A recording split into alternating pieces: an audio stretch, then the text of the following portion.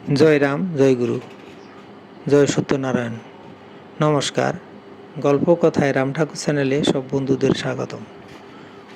বন্ধুরা, আজ আমি স্বর্গীয় মোহিনী মোহন শাস্ত্রী মহাশয়ের জমি প্রাপ্তির প্রসঙ্গে যে গল্পটি বলেছিলাম তার তৃতীয় পর্ব, তার শেষ পর্ব এখন আপনাদেরকে আমি শোনাচ্ছি। দ্বিতীয় পর্বের পর একটার কিছু পরেই শাস্ত্রী মহাশয় ভদ্রলোকের অফিস কক্ষে প্রবেশ করে দেখেন মুণ্ডিত মস্তক দুই যুবক ওই ঘরে বসে। শাস্ত্রী মহাশয় বসার পরে জানতে পারলেন জমি ক্রয়ের মাস খানেকের মধ্যেই এই দুই যুবকের পিতা সহসা পরলোক গমন করেন। সেজন্য তারা আর এই জমি রাখতে চান না। শাস্ত্রী মহাশয় এর প্রশ্নের উত্তরে ওই যুবকেরা জানালেন যেই দামে কিনেছেন সেই দামেই ওরা বিক্রয় করবেন, এক কপর্দক্য তার বেশি নেবেন না। সানন্দে সম্মতি জানালেন শাস্ত্রী মহাশয় এবং কয়েকদিনের মধ্যে লেখাপড়া সম্পূর্ণ হয়ে গেল এবং শাস্ত্রী মহাশয়েরও আকাঙ্ক্ষিত জমি পেয়ে তৃপ্ত হল চিত্ত। এবার শাস্ত্রী মহাশয় ঠাকুর কোথায় আছেন এ খোঁজ করতে আরম্ভ করলেন, কিন্তু সমস্ত চেষ্টায় তার ব্যর্থতায় পর্যবসিত হলো।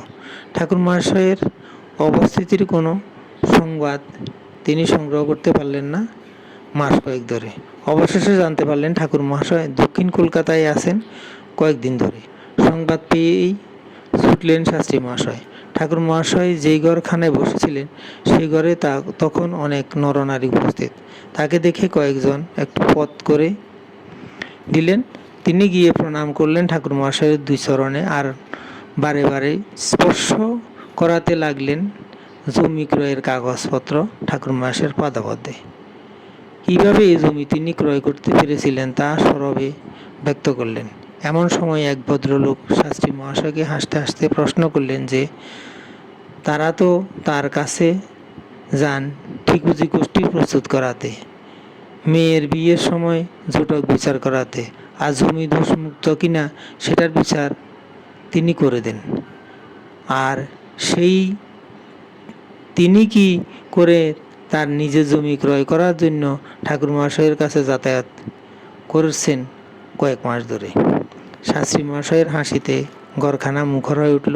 সহাস্যে জানালেন যে তিনি তাদের ব্যাপারে বিচার করেন, তাতে ভুলভ্রান্তি থাকতে পারে, এটা তিনি স্বীকার করছেন এবং করবেনও, কিন্তু ঠাকুর মহাশয়ের ভবিষ্যৎবাণী নির্ভুল, অকাট্য, সত্য।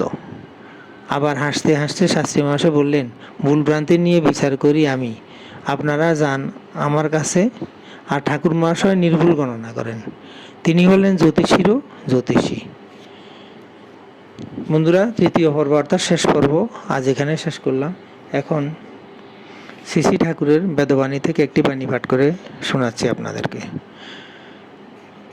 ঠাকুর বলেছেন, সংসার মায়ামুগ্ধ প্রকৃতির আধার, মোহজাল বিস্তীর্ণ থাকায় কর্তব্য কর্তব্য রূপে মোহিত থাকে। সংসার অর্থাৎ দেহ উদ্ধার, ভুয়ো ভুয়ো জন্মমৃত্যুর প্রহসনের দায় হইতে নিবৃত্তি চর্চার অধিবেশনে আনন্দ রূপ চৈতন্যের আবির্ভাব হয়। অতএব অদ্বৈত আচরণে প্রকাশা ভক্তির প্রেমের উদয় করে। অতএব অদ্বৈত আচারের বরণ করাই জীবের মুখ্য ধর্ম, স্বভাব সিদ্ধ।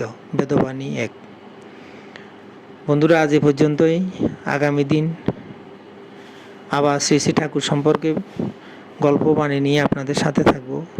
বন্ধুরা, চ্যানেলটি যদি আপনাদের ভালো লেগে থাকে তাহলে সাবস্ক্রাইব করে চ্যানেলটির পাশে থাকবেন, আর নতুন বন্ধু হলে সাবস্ক্রাইব করতে ভুলবেন না প্লিজ।